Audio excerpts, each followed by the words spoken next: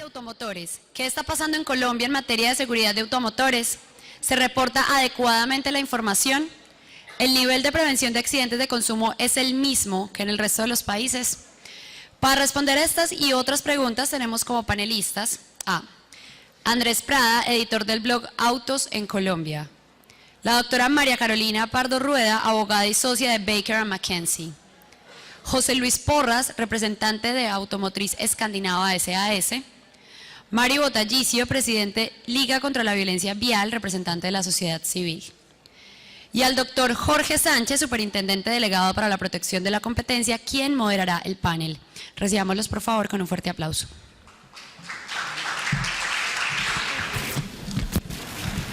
Muy buenos medios días para todos ustedes. Me corresponde moderar el panel relacionado con los temas de seguridad de productos de consumo y en particular hemos escogido el tema de seguridad en el sector automotriz. Antes que nada quiero presentar un saludo a los miembros del panel, agradecerles que hubieran aceptado la invitación de la Superintendencia de Industria para estar acá. Y antes de iniciar con lo que espero sea un debate, la primera advertencia que hice a los compañeros del panel fue que esto no se nos convirtiera en 5 presentaciones o en 4 presentaciones muy cortas, sino que aprovecháramos esta hora para entrar un poco en el debate. Creo que el panel tiene una representación muy importante de las muchas visiones que hay. Está representada la industria, está representada la sociedad civil, está representada la autoridad y yo creo que de eso podemos sacar gran provecho en el curso de la conversación. ¿Por qué un panel de seguridad automotriz? Sería la primera pregunta. ¿Por qué no en relación con otro tema? Pues quizás unos datos interesantes que lo expliquen bien. En el mercado colombiano estamos hablando de alrededor de 300.000 carros vendidos por año, es una cifra que seguramente va a cambiar prontamente por las experiencias de desaceleración y tasa de cambio.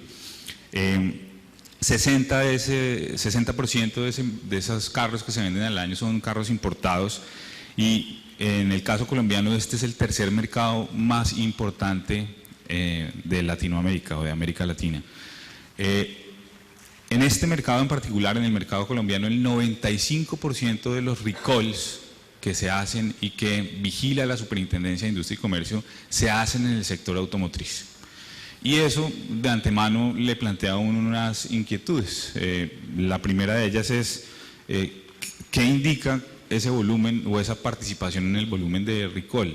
Yo soy de las personas que piensa que la primera manera de interpretar ese gran volumen de recall es que esa es una industria que tradicionalmente ha sabido administrar ese riesgo. Es decir, contrario a la lectura que uno podría dar en relación con ese volumen, lo que ocurre es que esa es una industria que lleva mucho tiempo administrando el riesgo de seguridad de sus productos y por eso quizá participa en un volumen muy alto en las campañas de seguridad que se hacen en los mercados.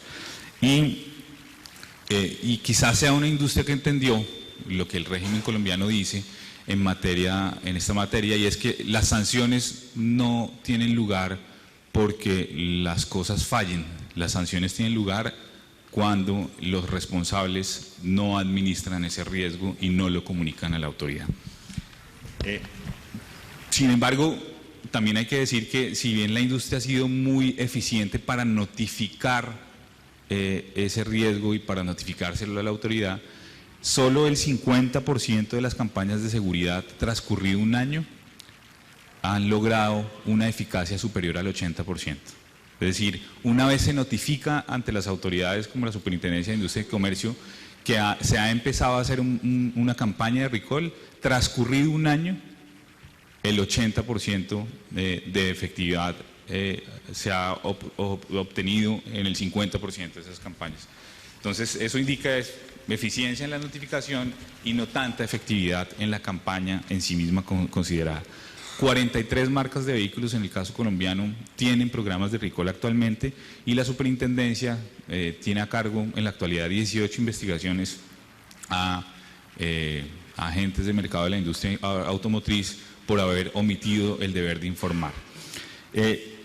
Y lo más curioso de esas investigaciones, o lo que más me llama a mí la atención, es que se trata de campañas de seguridad que, no obstante, se hicieron en muchas, si no todas las jurisdicciones diferentes de Colombia.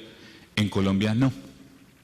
Y eso es precisamente la razón que me conduce a la primera pregunta que quiero plantear al panel, y es si ustedes piensan que eso sea un indicio, eso sea indiciario de que hay una especie de doble estándar en lo que tiene que ver con las acciones de cumplimiento de las marcas, y ese doble estándar es que las marcas cumplen un estándar en otras jurisdicciones y cumplen otro estándar en la jurisdicción nacional.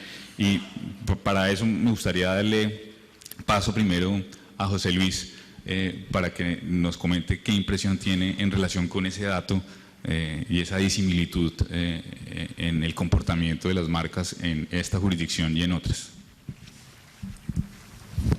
Vale. Bueno, primero que todo, buenos días para todos. Pues Jorge, con relación a la pregunta, yo no diría que tengamos un doble estándar a nivel mundial. Yo creo que hay una cosa que sí influye mucho, y es el tema de configuración de las unidades que traemos a Colombia, a diferencia de la configuración que tienen para mercado europeo o para el mercado americano. En ese sentido cambian. Entonces, podemos decir que nuestros vehículos, de hecho por la reglamentación y la legislación que tenemos, no tienen una exigencia a nivel de seguridad alta. Me refiero a esto a los equipos como es el tema de airbag, sistemas ABS y sistemas de tracción. Entonces, efectivamente, muchas de las campañas que se generan a nivel mundial se generan para los grandes mercados como es el europeo y el americano.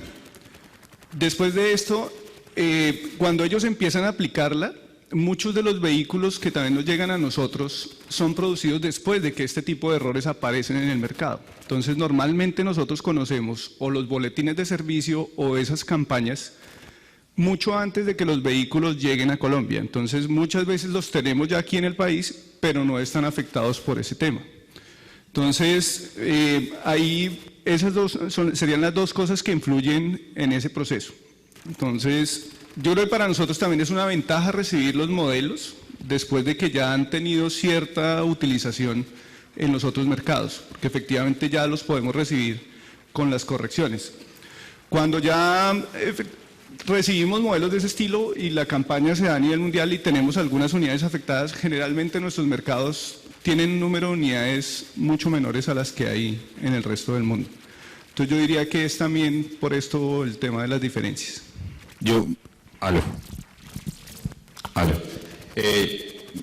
Usted de alguna manera admite que hay una diferencia en la configuración de las unidades que vienen para estos mercados en contraste con las que se ponen en mercados como el europeo y el estadounidense.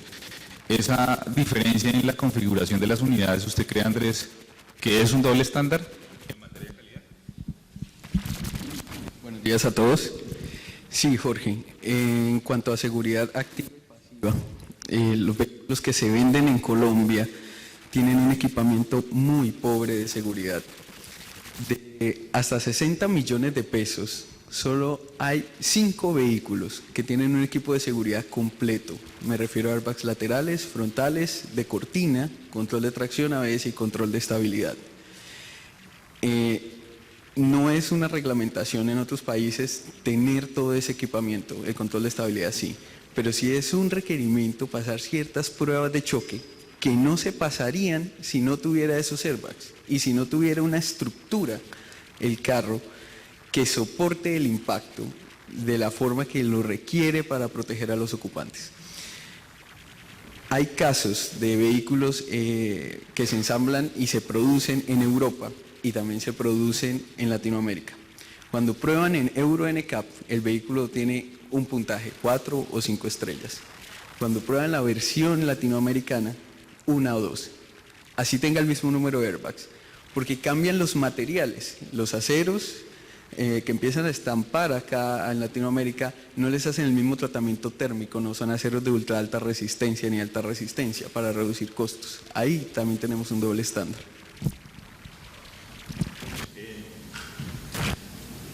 Pues no voy a entrar.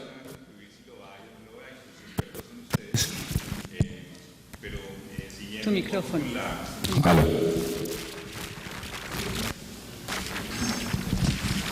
Siguiendo un poco con con el orden del tema, yo me pregunto si esa doble configuración ocurre. Aló.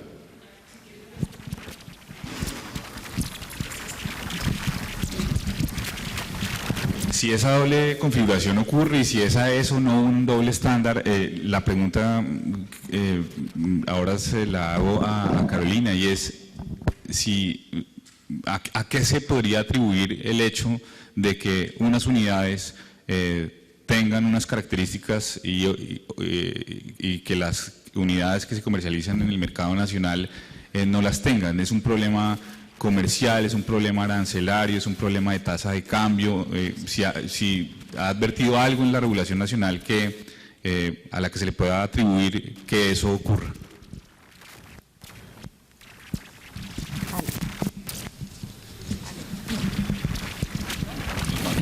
Con este. Pues a ver, yo creo que se debe a dos temas importantes. Uno, yo creo que tiene que ver con la percepción del riesgo legal y las consecuencias jurídicas que tiene para ciertas compañías no cumplir con ciertos estándares en algunas jurisdicciones versus lo que ocurre en otras.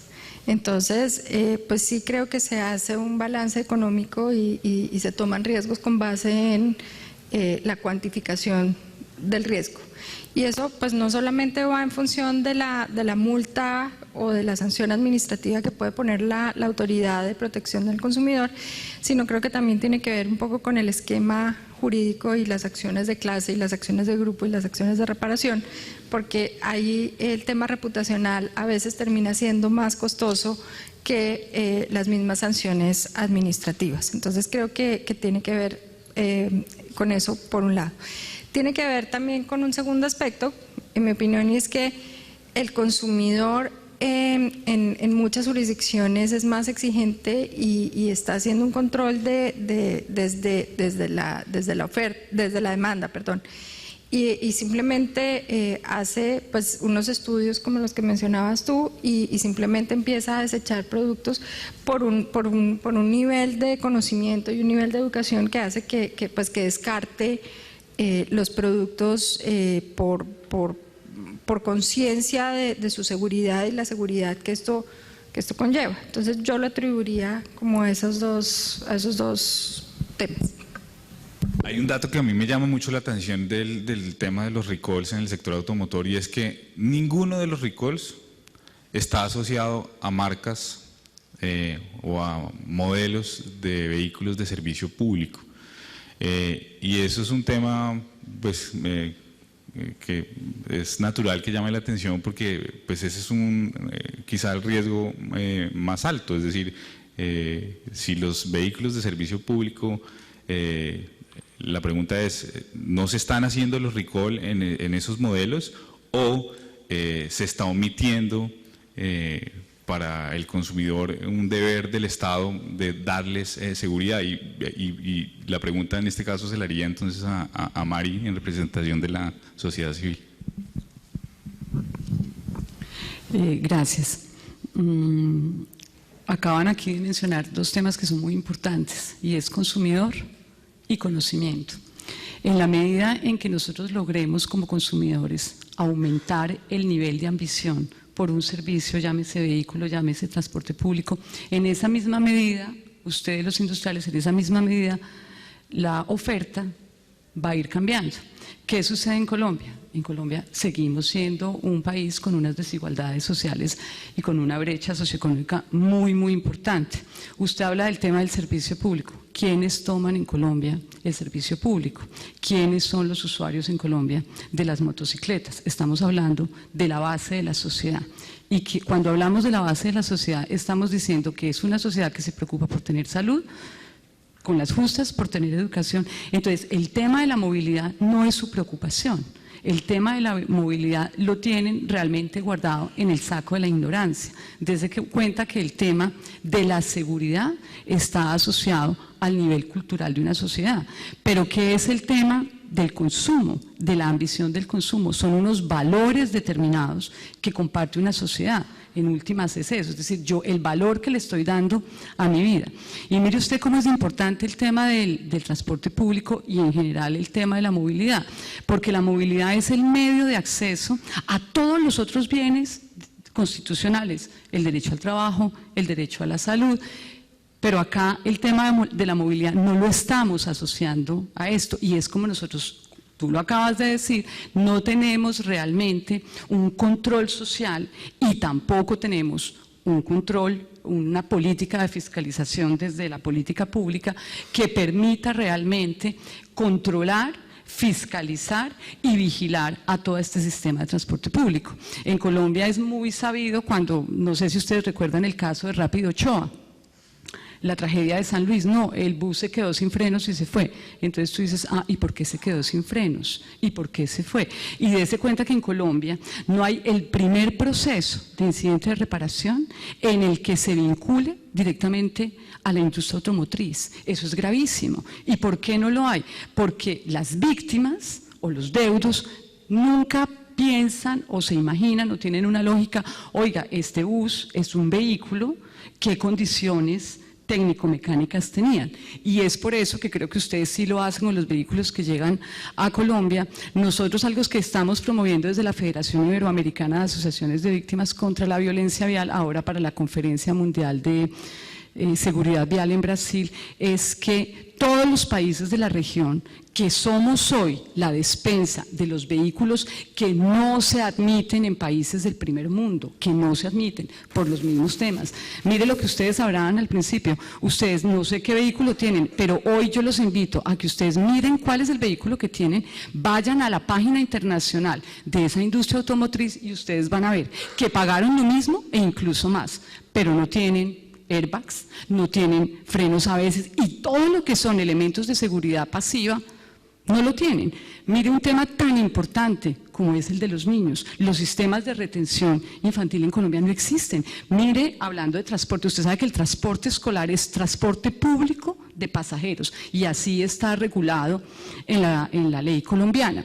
Pero cuando usted va y entonces dicen, si todas las sillas, los asientos de transporte escolar tienen que tener un cinturón de seguridad. Entonces usted va y está normado y existe la norma técnica para los cinturones de seguridad. Entonces usted sí, el mismo bus que en la mañana llevó a los niños a las 7 de la mañana, a las 9 de la mañana está sirviendo como transporte empresarial. Pero ¿qué sucede? Que los niños tienen unas condiciones de lo que hablaba ayer la primera expositora, antropométricas y antropomórficas, que obviamente requieren que el niño por su estructura tenga un sistema de retención diferente. Entonces, sí, la ley se cumple, sí, todos lo tienen, pero ¿es efectivo? ¿Es efectivo? La norma técnica colombiana dice que tienen que tener el rótulo que indican qué norma están cumpliendo. Ustedes intenten buscar. Mire el tema del transporte público escolar. ¿Alguna vez ustedes se han preguntado si esa cortina que protege a su niñito, si esa cortina, ¿tengo que parar? Si esa cortina o la tela del vehículo es inflamable, no es inflamable, ¿qué está cumpliendo? Miren el tema, ustedes han visto cuántos aquí son mamás, cuántos son papás de niños de 12 o 8 años, ¿quiénes son papás? Bueno, ustedes alguna vez no han tenido que subir al muchachito al vehículo. ¿Por qué? Porque las carrocerías de esos vehículos son carrocerías de camiones. Entonces el peldaño, la altura del peldaño le queda al niño, tiene que estirar el pie para hacerlo. Ustedes recuerdan la tragedia de Fundación, ¿cierto? La norma en Colombia dice que todos los vehículos de transporte escolar tienen que tener unas salidas de emergencia. 33 niños quedaron reducidos a cenizas. Entonces, los que no murieron, pues tampoco podían salir, porque la puerta de emergencia se convierte en un panorámico que si el niño no murió carbonizado, pues muere cuando se lanza, porque la altura no le permite al niño un escape en condiciones de seguridad. Entonces, mire cómo todo lo que ustedes han hablado acá, por ejemplo, el tema del riesgo, que es un tema muy importante, es la probabilidad que este vehículo, en caso de tener un hecho de tránsito, salve la vida, me permita a mí como conductor reducir el riesgo. Y eso no existe en Colombia. En Colombia, le decía ahora a la representante del Ministerio de Salud, usted le pone exploradores a los vehículos. ¿Quién regula eso? ¿Quién está mirando cuáles son las condiciones de esos vehículos? Porque es que hoy la seguridad, y en un país civilizado, la seguridad no solamente es la mía y la de mis ocupantes, la seguridad es también yo cómo hago para que mi vehículo pueda proteger en caso de mi error humano a un peatón, a un niño que se le soltó a la madre de la mano, a un motociclista. Y paso entonces a los temas de los motociclistas. Ustedes sabían que hoy Colombia enfrenta la guerra del tráfico. El 44% de la población que muere, que son 6.428 víctimas de hechos de tránsito, 6.428 víctimas que pudiéramos prevenir, son jóvenes motociclistas en los 18 y los 25, entre los 18 y los 34 años. ¿Y dónde están las normas que regulan la venta de motos? ¿Dónde están las normas que regulan la calidad técnico-mecánica de las motos, de los cascos? Mire, un casco no me evita el hecho de tránsito, pero un casco sí hace la diferencia entre que yo muera o no muera, como un airbag, un buen sistema de retención de adulto, una buena sillita, las sillas del mercado de los niños, esas sillas háganle ustedes desde la superintendencia, nosotros lo hicimos, las mandamos a Alemania. No voy a decir las marcas porque después me gano una demanda y no tengo con qué pagar. 3 sillas compradas en una tienda de Bogotá, ninguna pasaba el control en caso de un hecho de tránsito. Los cascos, ustedes saben que en Europa los cascos, usted lo voltea y le dice cuál es la fuerza Newton que aguanta. Y aquí, pero ¿cuál es el tema? ¿Ustedes creen que la señora que compró la sillita mal comprada quiere poner en riesgo a su bebé, o que el señor que compró el casco económico quiere poner en riesgo su vida? No, el tema es un tema de conocimiento, pero son ustedes, superintendencia y otros organismos del Estado, los que pueden finalmente transmitir esos valores. O sea, no se trata yo de solo tener la moto, sino, oiga, la moto es segura. Mire, ustedes saben cuál es el nuevo sistema de transporte escolar en los municipios del país, la moto. Pero es que una moto, por favor, un niño no puede ir en una moto, no puede ir, no tiene de dónde agarrarse, no tiene cómo ir, no va sujeto absolutamente nada a la Virgen y al Rosario. Entonces yo creo que en la medida en que ustedes informen al consumidor, que informar es transmitir valores, y en la medida en que el consumidor empiece a desplazarse y aumentar su nivel de ambición, creo que vamos a irnos moviendo hacia un sistema, como lo dice la OCDE, un sistema seguro. Gracias. Andrés, yo además los invito a visitar el blog de Andrés. Los invito a visitar el blog de Andrés en materia de seguridad automotriz, tiene unas entradas muy interesantes, y la pregunta que le haría a Andrés es ¿qué tan efectivos son esos sistemas de seguridad pasiva y qué costos le ahorran a la sociedad como colectivo tener disponibles para los consumidores o facilitar el acceso a esos sistemas de seguridad a los consumidores? Nosotros en Colombia empezamos a recorrer un camino que ya otros países recorrieron. Ya tuvieron sus problemas de accidentalidad y los superaron, los han ido superando, han reducido los índices de muertes aplicando esos elementos de seguridad pasiva. Entre el 2000 y el 2010, la mayoría de países han reducido el índice de accidentalidad y de muertos por cada 10.000 kilómetros. En Alemania en este momento es 0.7 muertos por 10.000 vehículos registrados, mientras en Colombia fluctúa entre 6 y 8. Si vemos en qué momento fue que se redujo bastante esa cifra de muertos, fue cuando ellos empezaron a implementar que todos los vehículos deben tener control de estabilidad, airbags laterales y airbags de cortina. Un control de estabilidad puede reducir entre 50 y 80% el volcamiento y el riesgo de una persona que se muera en un SUV, o sea, en una camioneta. Y un airbag lateral puede reducir entre 47 y 52% el número de muertes en choques laterales, que son el 30% de todos los choques, mueren personas en choques laterales. Entonces, tenemos en este momento que implementar no solo un ABS y 2 airbags, eso no es suficiente hoy en día, sabiendo que según la NHTSA, un control de estabilidad cuesta solo $111 más que un ABS. Eso vale un radio en San Andresito con Bluetooth. Claro, pero mira que, perdóname un segundo, que en Colombia el tema de los airbags se reduce a la opción del cliente, es decir, yo decido. En Europa no, en Europa usted no puede salir. ¿Usted puede vender un carro en Europa sin esos airbags? No. Entonces, dése cuenta que es un tema de armonización de la regulación. Y ahí es donde viene la WP29. El país no ha querido adherir a la WP29. Las Naciones Unidas vienen estudiando este tema desde 1958. ¿Por qué? Porque desde 1958 se identificó el riesgo de los sistemas vehiculares. Entonces, hay una serie de elementos que nosotros no adoptamos porque infortunadamente sí tenemos una hipocresía comercial. Y cuando usted va al Congreso y usted intenta pasar una ley, pues usted tiene todo el lobby más importante de la industria comercial industrial de este país. Entonces, ellos abogan por el interés individual, pero no hay quien, que debería ser el Estado, el que abogue por el interés colectivo y el bienestar general. José Luis, ¿qué impide a una marca como la de ustedes poner a disposición vehículos en el mercado colombiano con la misma configuración con la que se vende en mercados en otras jurisdicciones?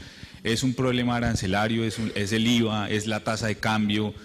¿Cuál es la barrera real que hace que esos vehículos no puedan llegar o no sean accesibles al consumidor medio en un mercado como el nuestro?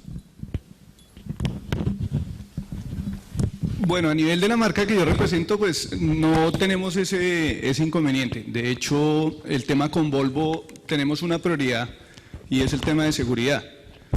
Yo creo que ahí parte de lo que hemos escuchado es un tema de todos los participantes en el proceso, porque es que efectivamente, ¿qué pasa? Hay una serie de temas arancelarios que afectan lógicamente esa entrada de los vehículos a medida que sube su valor.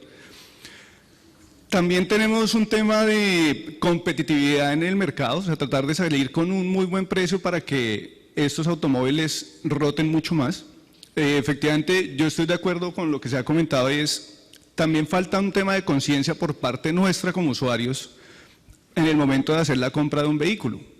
Y lo vemos mucho inclusive nosotros en el sector. Hay gente que puede comprar un carro que tiene un solo airbag, pero en accesorios le puede instalar 5 millones de pesos. O sea, cuando realmente hubiera podido pagar eso en sistemas de seguridad en los vehículos. Yo creo que es un tema también de que cada uno de los sectores se siente y analice qué responsabilidad tiene. O sea, por ejemplo, en la parte del gobierno es el tema de reglamentarlo. Yo creo que efectivamente en los otros países el tema del equipamiento de los vehículos es porque efectivamente así debe funcionar. O sea, un carro no puede entrar con un mínimo estándar para poder circular. Lo otro es el tema de las ensambladoras y de los fabricantes como tal. Y el fabricante también debería tener un estándar de venta mínimo. De hecho, yo diría, y pues ahorita con las cifras que dio Andrés, toda la parte de marcas de alta gama tiene un estándar mínimo. O sea, uno no puede darse el lujo de decirle a una marca de alta gama no, es que yo no quiero que el carro traiga los 6 airbags. No, es que el carro lo mínimo que lleva es eso. O sea, si usted quiere quitarle, quítele lujos. Entonces, quítele la cámara reversa, por ejemplo, pero no le quite un airbag.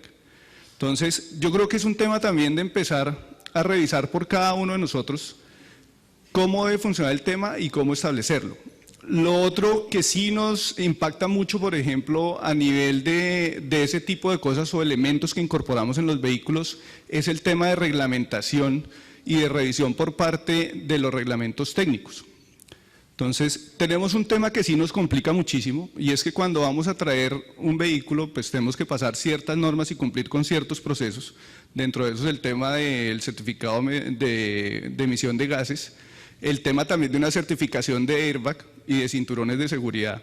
O sea que también estamos hablando de no se traen, pero cuando se traen tenemos una serie de trabas a nivel gubernamental que son muy complicadas. Entonces, no, que es que no le recibo, son en este momento decretos y leyes que están en proceso y que nosotros hemos tratado de llegar a un acuerdo para que el tema no sea crítico. Porque entonces resulta que tenemos laboratorios acreditados en el exterior, que son los que acreditan la entrada de los vehículos a Europa y a Estados Unidos, pero que esos certificados o esos test report no son válidos en Colombia. Entonces, no, es que no son válidos y yo tengo que verificar que el sistema funcione a través de un ente certificador. O sea, eso es incurrir en costos mucho más altos y efectivamente que los tiempos se alarguen. O sea, el tema de traer un vehículo equipado en seguridad termina siendo un problema, porque yo tengo que entrar a demostrar que ese equipamiento en seguridad cumple, a pesar de que ya tengo unos soportes de cumplimiento, tengo que entrar a demostrarlo acá y que me crean, que es lo más complicado. Mientras que un vehículo que no los trae entra sin problema. Entonces yo creo que también hay una serie de factores que nos toca entrar a analizar y poder corregir y que el tema de trámites sea mucho más ágil y que ese tipo de sistemas no sean considerados como un tema de, digámoslo, de lujo, porque realmente no son un lujo, deberían tener un beneficio arancelario cuando yo traigo un equipo de este estilo para beneficio propio y para beneficio colectivo.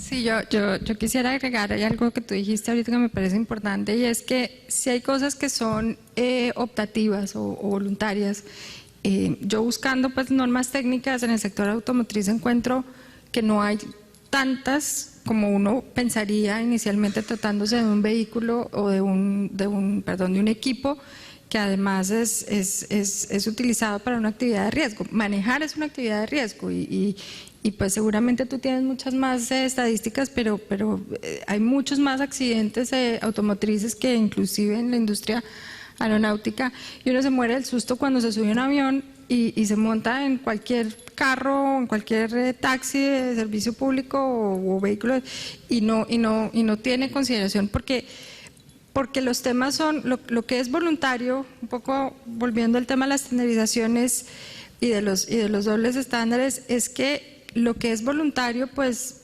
económicamente no tiene un incentivo para cumplirse y solamente aquellas empresas que hacen un compromiso y que han aprendido el tema reputacional y un poco los costos de tener vehículos con falencias y ya han andado cierto camino, pues han tomado esas decisiones. Pero mientras el tema de seguridad siga siendo voluntario, pues va a ser un costo adicional y termina pasando que únicamente los estratos socioeconómicos más altos son los que tienen acceso a los vehículos seguros. Yo, con ocasión de la intervención, creo que ya tengo, quisiera poner de presente un comentario que se hizo ayer de un representante de una de las marcas en el sentido de que en el mercado colombiano, o mejor, en los mercados emergentes, en los mercados pequeños, esas marcas tenían unas cargas extraordinarias para entrar. Yo, con toda sinceridad y confesando parte de ignorancia en el tema, la pregunta es, o me tiendo a descreer que eso sea así. Es decir, yo pensaría que las marcas y las grandes marcas, de hecho, soportan una regulación mucho más estricta, quizás sometidos al cumplimiento de unos reglamentos técnicos más severos en otros mercados y no acá. Yo no sé qué opinión tenga usted, por ejemplo, Andrés, en relación con el tema. Bueno, primero, las empresas que distribuyen los carros no son ONGs, son empresas, tienen costos operativos, tienen que pagar IVA, tienen que pagar renta. Yo lo sé porque yo tuve una empresa. Sí hay un detalle con algunos vehículos, tienen una carga arancelaria mucho más alta. Donde Colombia no tenga un tratado de libre comercio, pues hay un arancel de 35%, luego la DIAN les pone 8% de impoconsumo, 16% dependiendo del valor FOB y 16% de IVA. Hay vehículos en los que la carga tributaria es altísima y bueno, el fabricante dice si le pongo airbags y control de estabilidad voy a salir del mercado. Y hay otros que no. Y se ve que sin estar regulado en este momento hay carros que tienen esos sistemas de seguridad, que tienen una ventaja arancelaria. Por ejemplo, el Ford Fiesta es el carro más barato en Colombia que tiene todos esos sistemas, gracias a que no paga arancel. También hay otros, Nissan Tida 1.8, no sé si hay alguien de Nissan acá, pero terrible, no tiene ni una ABS y es un carro que no paga arancel, que solo tiene 8% de hipoconsumo. Entonces no entiendo ahí qué es lo que sucede. Entonces no es solo que no esté regulado, hay que regularlo porque las empresas no van a cambiar de la noche a la mañana y van a empezar a perder dinero y a ser menos competitivas. Pero también las empresas tienen que poner de su parte y darse cuenta que el comprador va y busca en internet, va y mira qué carros son seguros, va y mira en qué le ofrece cada marca. Entonces el comprador de hoy en día es más exigente. Hay un dato que está en su blog que me llamó mucho la atención y es en el rango de por encima de los 100 millones de pesos de vehículos, y cualquier persona esperaría que por encima de ese rango la seguridad fuera por un tema por descontado. ¿Qué ocurre en ese rango?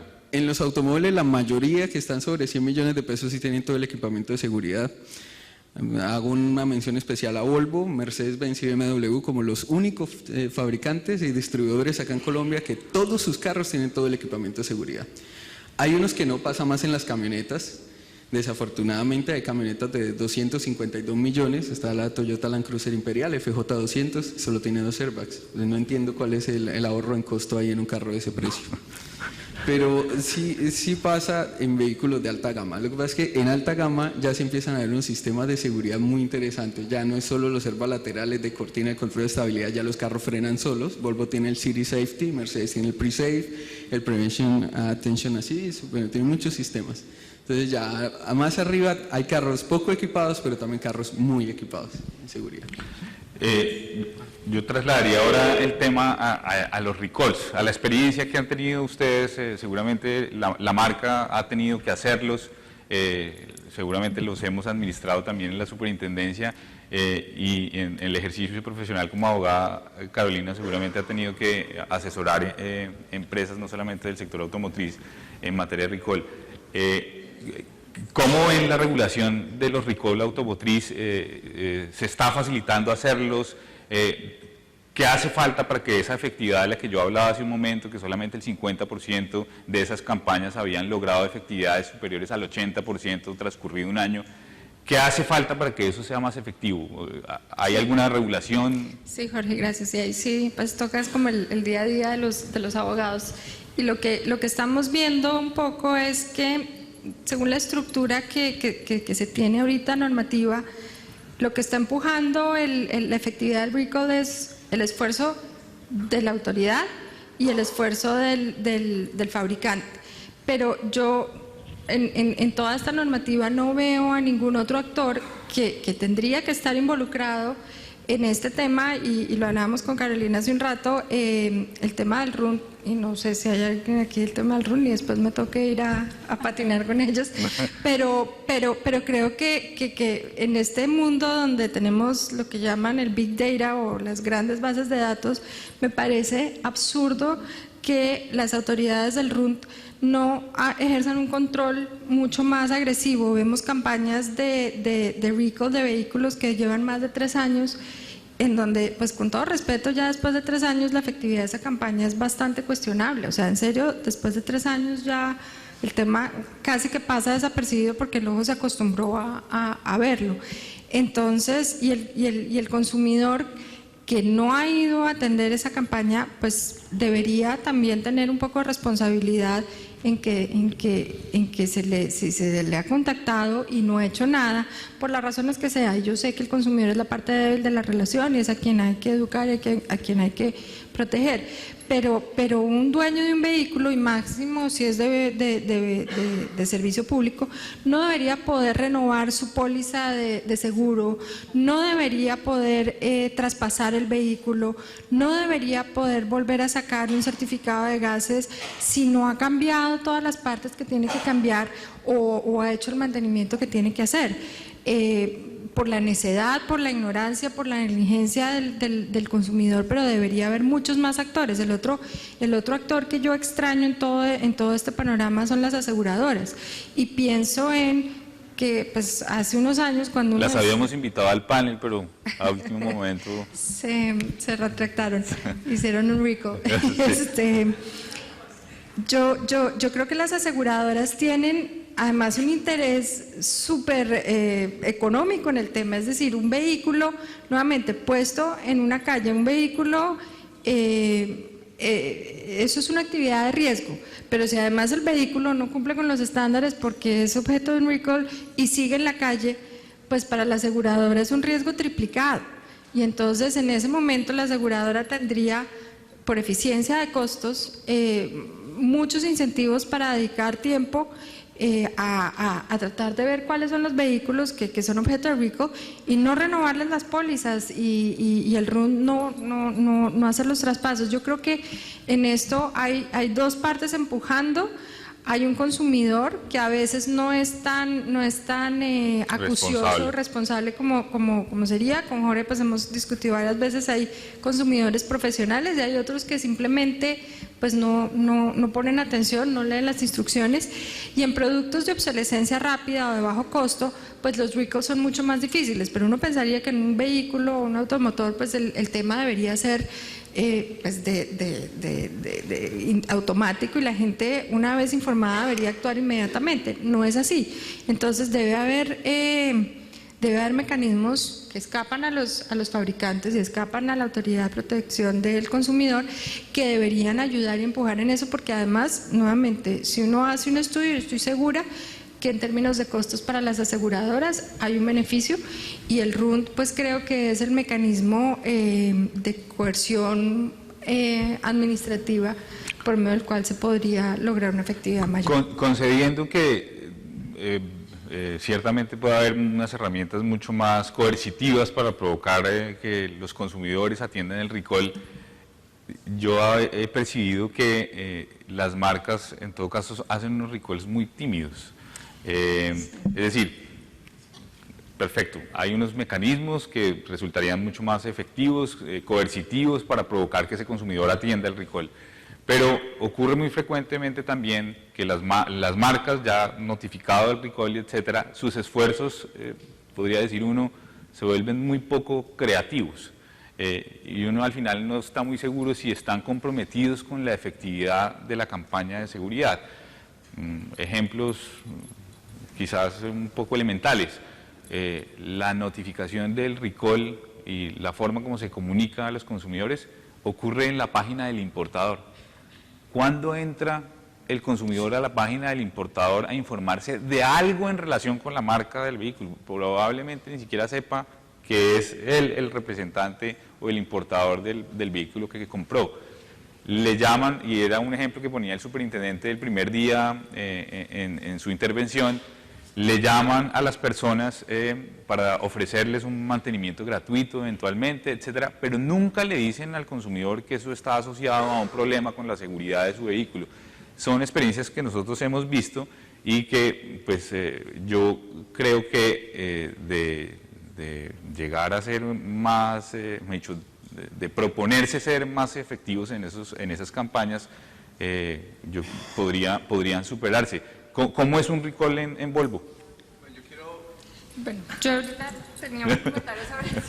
Bueno, efectivamente, pues lo que tú dices es cierto, o sea, muchas veces hacia afuera se da la impresión de que no se hace un esfuerzo grande para poder hacer ese tipo de campañas y que sean efectivas.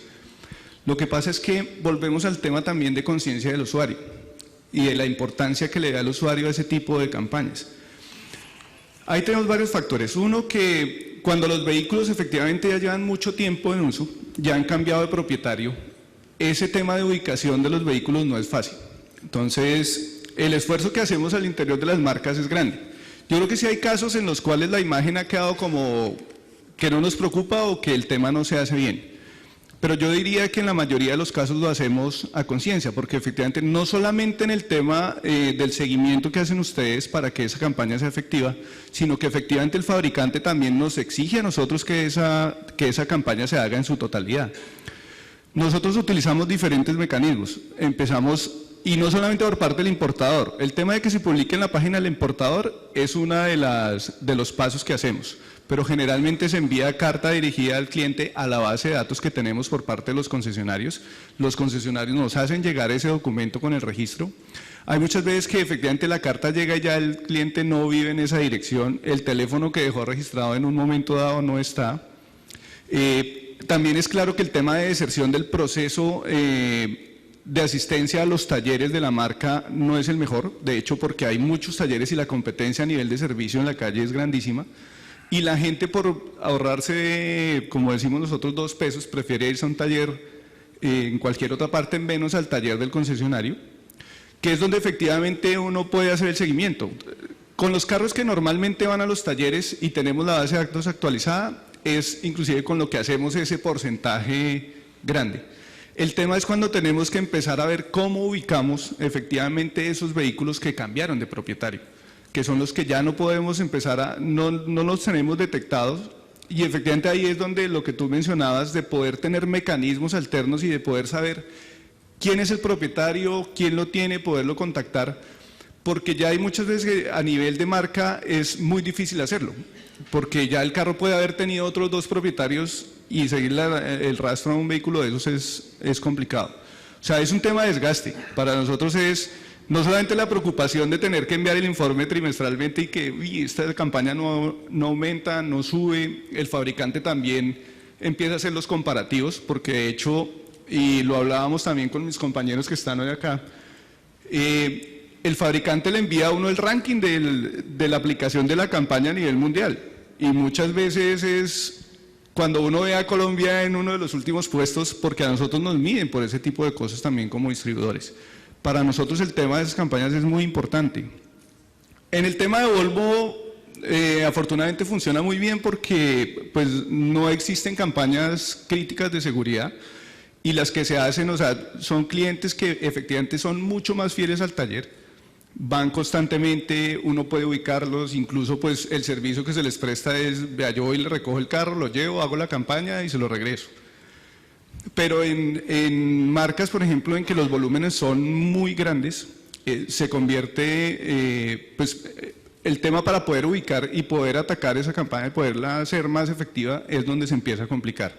Entonces ahí es donde efectivamente hay que tratar de ver cómo, qué mecanismo podemos lograr, de hecho pues de la mano con la Super y con las entidades por ejemplo como el RUN, para poder tener esa información de esos vehículos y poderlos ubicar.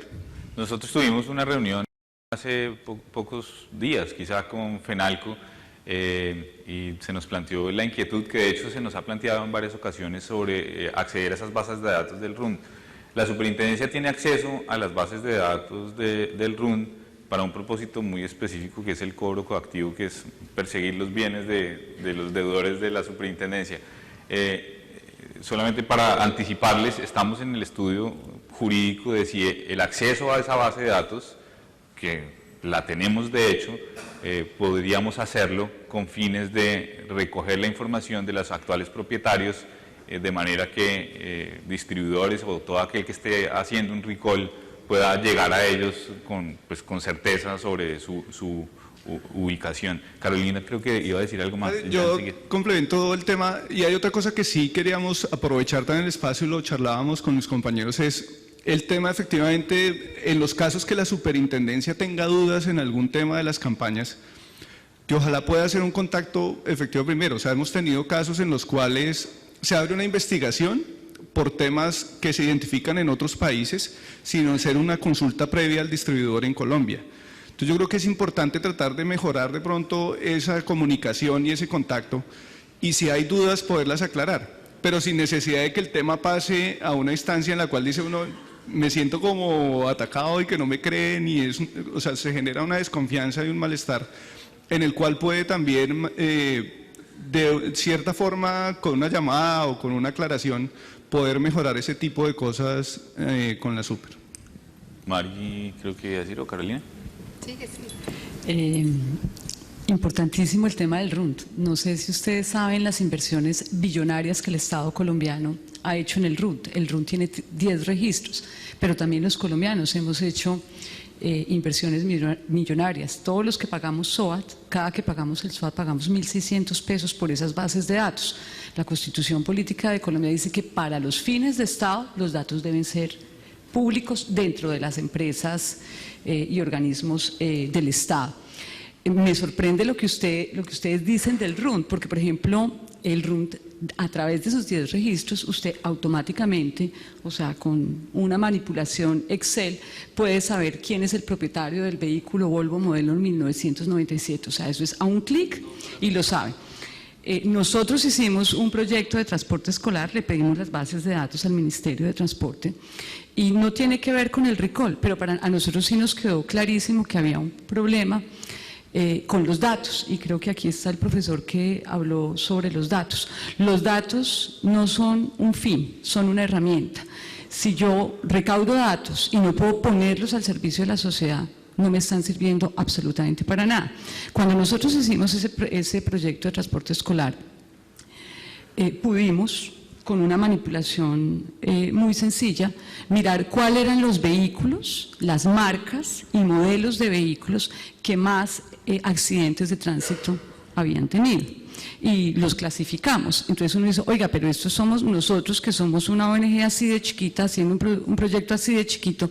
¿Cómo es posible que el Estado colombiano no se sirva de esa herramienta? Porque es que usted no se imagina la mega herramienta que tiene el RUND, pero es que es una mega herramienta. O sea, estoy hablando de 10 registros, los que nos interesaban a nosotros, el RENAD, el Registro Nacional de Accidentes de Tránsito, tenemos el registro de aseguradoras, es decir, que mire, que usted con un solo clic, usted puede saber si el vehículo G462 tiene su SOAT al día o no lo tiene al día. ¿Es con el clic que utilizan los policías de tránsito? Sí, en fin, pero más allá de esto, creo que está el tema de cuál es el nivel del riesgo que queremos para la sociedad colombiana. Y eso solo lo determina la regulación. ¿Cuál es el nivel del riesgo que queremos? Y creo que otro interrogante es ¿para qué recaudamos datos si esos datos no nos sirven para orientar la política pública en el país? Sí, lo que iba a decir en relación con una cosa que mencionaste sobre las redes sociales y por qué tal vez las empresas son muy tímidas al momento, pues obviamente, y en discusiones que seguramente colegas míos han tenido con sus clientes, pues cuando uno como abogado se sienta y le dice usted tendría que hacer esto, y es súper amplio en las obligaciones legales, uno sí tiene por lo menos al director de marketing torciendo la cara diciendo no, pero bajémosle el tono, no. Y yo cuando tengo estas discusiones siempre pienso que debería haber como un ranking de las empresas. Todos tenemos o estamos en riesgo potencial de tener un riesgo. Eso creo que tapar eso no es lo adecuado. O sea, lo vergonzoso no es que a uno le pase un accidente. Yo creo que lo que debería resaltarse es cómo reaccionamos ante el accidente o cómo reaccionamos ante el riesgo. Y no sé, de pronto pensando en voz alta, podría ser una campaña de la Superintendencia de Industria vamos a premiar o a hacer un ranking de las empresas que mejor responden ante estos riesgos, como un ISO, como algo bueno, porque el riesgo es algo inherente a la actividad automotriz, es decir, eso va a seguir pasando, y lo que sucede es que el costo-beneficio de sacar estas campañas de manera masiva y cuando uno le dice, cuando uno mezcla el tema legal con las redes sociales, todo el mundo empieza a tener como hiperventilaciones y cosas de ese estilo, uno sabe dónde empieza y no sabe dónde acaba. ¿Qué pasa si eso se voltea en favor de las empresas? Es decir, es que el que hace esto está bien, el que hace esto está en un estándar superior, porque es que es el que está tomando las medidas, las está tomando a tiempo. ¿Qué pasa si se hace eso? Ese es como el primer comentario. Bernardo Altamirano ayer decía que la persona que decidía hacer un recall tenía que aguantarse un chipotle o algo así, que era un pequeño golpe de entrada, pero que seguramente le iba a evitar un resultado al final mucho más costoso. El tema del ranking que tú hablas, nosotros hace unos 3 años propusimos que se estableciera un ranking para las empresas de transporte público intermunicipal. que se dijera, mire, esta empresa en el año 2014 tuvo este número de hechos de tránsito, ¿para qué? Y que eso se publicara en las terminales de transporte, ¿para qué? Para que el ciudadano, el consumidor, tuviera la opción de decir, oiga, no, yo no me voy en Berlinas, o sí me voy en Berlinas, o no me voy en Copetrán. Y nos dijeron, eso es prohibidísimo, eso no se puede hacer, y efectivamente todas las empresas de transporte intermunicipal se movilizaron para impedir que nosotros hiciéramos esto. Entonces, mire que todos siempre volvemos a lo mismo, es un tema de información. Es un tema de informar a la persona, porque ustedes hablan de conciencia, yo hablo de información. Un ciudadano informado es un ciudadano que va a tener mayor criterio al momento de su elección. No sé cuántos niños, hijos de ustedes van en transporte escolar. Yo no sé si ustedes vieron, el año pasado entraron como 2.000 o 3.000 camionetas para transporte escolar, pero cuando ustedes ven la carrocería, el niño va, o sea, la carrocería termina siendo la espaldita del niño. En seguridad vial hay un tema que es imprescindible a la hora de salvar la vida, que se llama velocidad. La velocidad es igual a 1/2 de la masa por la velocidad al cuadrado. Entonces, ¿qué pasa? Que si solo con una tocadita el niño ya puede perfectamente sufrir una lesión, porque no hay un margen que permita que en el momento de una colisión se absorba ese choque, ¿cierto? Esa energía cinética que se libera.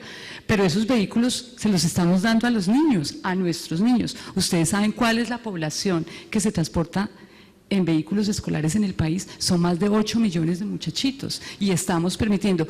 Yo estoy segura que una mamá que sabe y que entiende y se le informó que ese vehículo, ahí no debería ir su niño, seguramente esa mamá va a ir al colegio y va a decir, oiga, mire, no, a mi hijo póngamelo en un bus grande, ¿sí? Pero en el bus grande, claro, las empresas de transporte obviamente lo que hacen es optimizan sus vehículos, su flota, en detrimento ¿de qué? De la seguridad del niño, del mismo bienestar del niño. O sea, en Colombia, en Bogotá, un niño dura en promedio son 60 más 20, 140 minutos diarios en transporte escolar. Lo que usted decía ahora, decía uno, vean las mamás en el aeropuerto despidiendo a sus muchachitos cuando hacen los prom a Cartagena o a San Andrés, le dan el rosario, le ponen la bendición.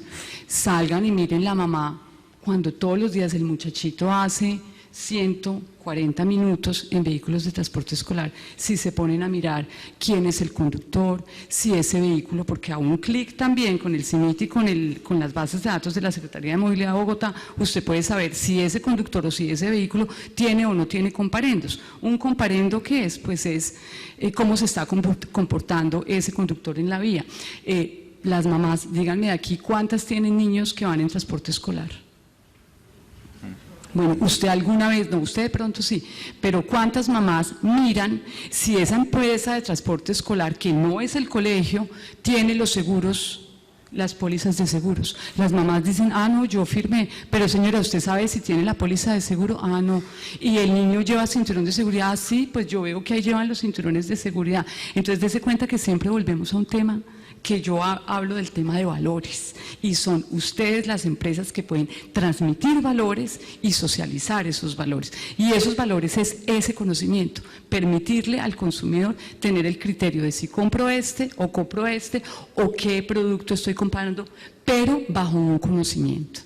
Andrés, en ese ejercicio como de benchmarking que usted hace en su blog, identificando vehículos, modelos, diseños, ¿qué tan inundado está el mercado colombiano de ese tipo de configuraciones que son abiertamente inseguras?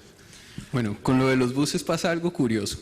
La mayoría de los buses pequeños de transporte escolar sí son bastante inseguros en caso de choque, pero los buses grandes realmente no tanto, porque hubo un estudio del IHS en Estados Unidos sobre la seguridad de esos buses. En Estados Unidos, que es el país de la seguridad, y no tienen cinturones de seguridad, ningún niño va con cinturón de seguridad sobre el primer puesto, porque la masa del bus es tan grande, como lo decías tú ahorita, es la fórmula de energía cinética media de la masa de velocidad al cuadrado. La masa es tan grande que cuando choca contra otro vehículo no hay una desaceleración muy fuerte en el bus, entonces resultan siendo bastante seguros.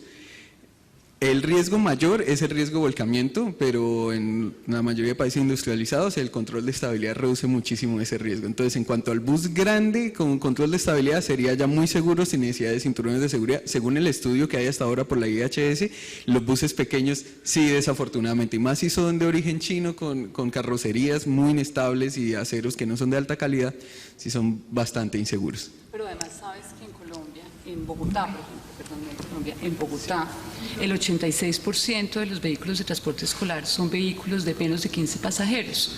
Son esas camioneticas pequeñitas, no son los buses grandes. Y de vehículos, de otro tipo de vehículos. Pero ya sí. además yo pregunto, porque es que en Estados Unidos los vehículos escolares tienen control de velocidad y tienen GPS y tienen una cantidad de cosas pues que yo me atrevería a pensar que la mayoría acá no tiene. Entonces, primero, si no tengo control de velocidad, pues acá yo he visto transportes escolares a más de 80, sí.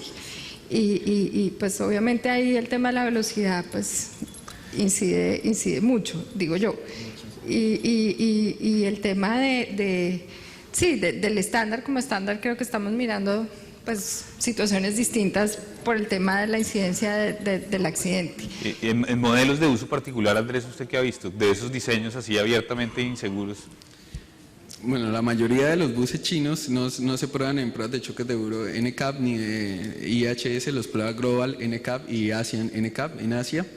Han resultado casi todos con resultados muy pobres. Pasa también con las carrocerías de buses que se hacen acá a nivel local, no cuando el bus viene completo. Cuando viene la carrocería es muy endeble y sobre todo en caso de volcamiento no resiste el peso del techo. La mayoría de camionetas, automóviles, SUV resisten de 2 a 2.5 veces el peso de todo su carro en el paral el paral del panorámico. Eso es una prueba de volcamiento que hacen en Estados Unidos, la IHS. La mayoría de los buses no pasarían ni una sola vez el peso, entonces son estructuralmente muy inseguros en ese caso. Bueno, estamos cortos de tiempo, supongo que ya ustedes quieren almorzar además.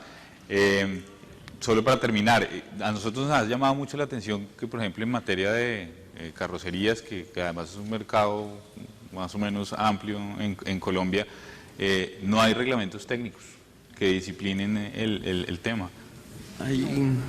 Desde el 2010 se está intentando de pasar un reglamento técnico y siempre entonces sale la ANDI, sale FENALCO, salen todos los lobistas de las empresas importantes y no se ha podido sacar ni siquiera la resolución.